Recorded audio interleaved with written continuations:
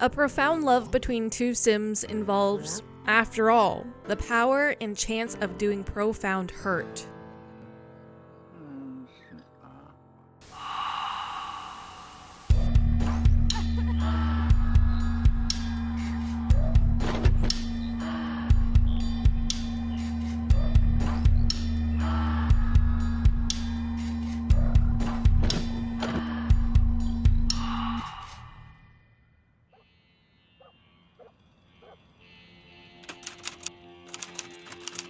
Judy had let me stay in her house for the last few weeks. I've really gotten to know her and Little Cher. I talked to them about the various cases I've worked on and about my life growing up. It was odd to be around an alternate version of my mom and child self, but it was also very interesting. One day, Judy came up to me and asked me what I meant when I said that thing about Bella Goth in Strangetown. I told her all I knew about her, even the weird things. The Bella Goth in Strangetown wasn't the same Bella I knew from my world. They looked different, sounded different, were dressed differently, and obviously the Strangetown one was abducted and couldn't return home. You see, that's the thing. The Bella I know might have been abducted. I asked her about it, and she replied that she doesn't know too much. However, from what she does know, it sounds like Strangetown Bella might be Pleasant View Bella. Ever since that night Bella disappeared, she's been on the milk carton as a missing person, and Mortimer has been pretty torn up over it. If you don't mind, I'd love to get to the bottom of this with you. I would love to. Great! I never thought I'd be doing cases with my daughter already. Not going to lie, but I couldn't stop thinking about how this version of my mom didn't mind doing cases for free. I didn't think my real mom would ever agree to look into things without anyone approaching her, or if she wasn't getting paid. I don't blame her though. I'm the same way. I like what I do, don't get me wrong, but I also like getting simoleons. I think I've been doing a lot of cases lately for my own sake than I ever have in my young adult life stage. I kind of like it. It reminds me of when and why I started investigating. Something I was excited about was asking Mortimer about Agnes Crumplebottom. At this point, I knew that if there was an Agnes, it wouldn't be the same Agnes from Henford-on-Bagley. Despite that, I desperately wanted to see her. I had to know that she was okay here, that they were living out their own happy ending. Maybe he didn't die on their honeymoon and they had that baby that they so desperately wanted. Dead. Agnes Crumplebottom was dead. She's buried alongside her sister, brother-in-law, and other family members in the Goth's backyard. I simply couldn't believe it. It was odd to see such a young, vibrant, and seemingly happy child next to her graveyard. Will I die one day? Everyone dies, actually. But it's the cycle of life. But not you, right? Yes, I will. Will you die soon? Oh no, honey. We've got so many years together, it'll be a very long time before any of that happens. It was interesting to see a version where I could be with my mom. Little Cher is truly incredibly lucky to grow up with her mom in her life. She'll never know the pain that comes from losing her until she's much, much, much older. To say I was jealous would be an understatement. Oh, how I wish I could spend my weekends as a child with my mom, to see her face and to be able to ask her questions about life and growing up.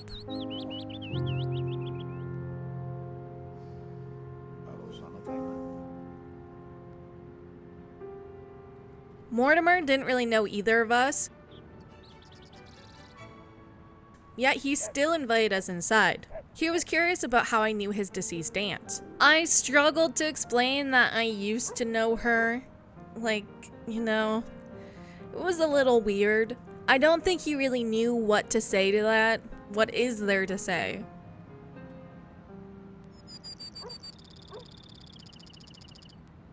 We got straight to the point. We wanted to figure out what happened with Bella. Mortimer didn't really seem pleased about this. He began to rant that he's been trying to figure it out ever since she got abducted by aliens. She's reported missing. He's been reaching out to people. He's painted her, he's cried about her. There's not much else that can be done. That was a lot. I felt bad for the poor man. That's why I asked him about how he met Bella. I was trying to change the subject while still trying to figure out things. He smiled slightly and proceeded to tell us everything.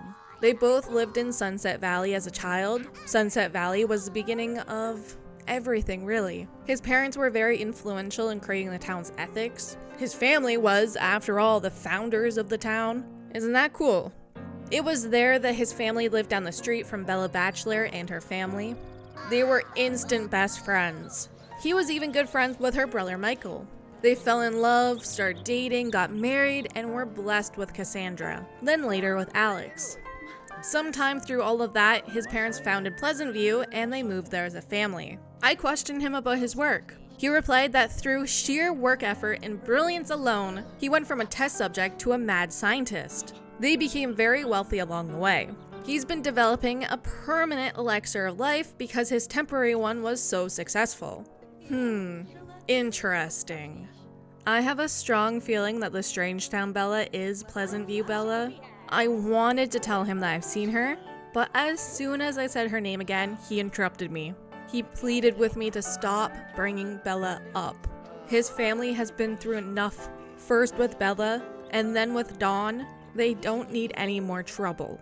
Plus, Dina, his girlfriend, would be in quite a fit if she ever heard anything about this little investigation. We promised him that we would stop investigating this, thanked him for his time and patience, and left.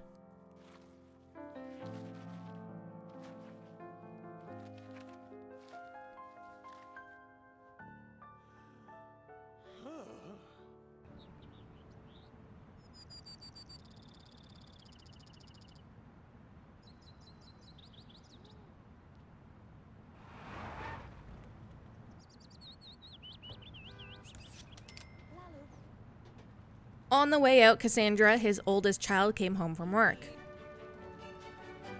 She took one look at us and asked if we were here about Dawn. Interesting. I lied and said we were. Cassandra asked who sent us this time. Kaylin? One of the twins? Some other maid? Sorry, I can't tell you that. That's confidential. She sighed and said she'd tell us anything we wanted to know. She started off by talking about how when her family first met Dawn, she instantly was attracted to him. It was a whirlwind romance. She wanted to settle down, get married, and start a family, but he clearly didn't. He did end up proposing to her. Nevertheless, she could tell that that wasn't where his heart was. When she found out that her own mother was abducted while visiting him at night, she was furious. Still, her mother was gone. Missing a parent was a wound that would not heal until they're found. I could understand that. A while after that, everything was ready for their backyard wedding. The wedding arch was up, the buffet table was set, and the chairs were lined up. On their wedding day, moments before tying the knot, Dawn got cold feet and left her at the altar. It wasn't until afterwards she found out that he was in a relationship with 3 other women, including the Caliente twins, Nina and Dina, yes, her father's girlfriend. This information devastated Cassandra. Wait, was Bella one of those women? Cassandra replied with a resounding no. In fact, Bella had rejected his advances. She was over there simply as a welcome wagon, to welcome him to the neighborhood. Maybe he misunderstood her motives since she didn't take a fruitcake with her. Who knows? This thing with Bella wasn't common knowledge. Many of the townspeople still wonder what happened that night, her father included. Who's to say what really went on up there on the roof? Although, if anything scandalous happened, the twins would have been the first to know. Since, you know, they're both dating Dawn, and they live right next to him.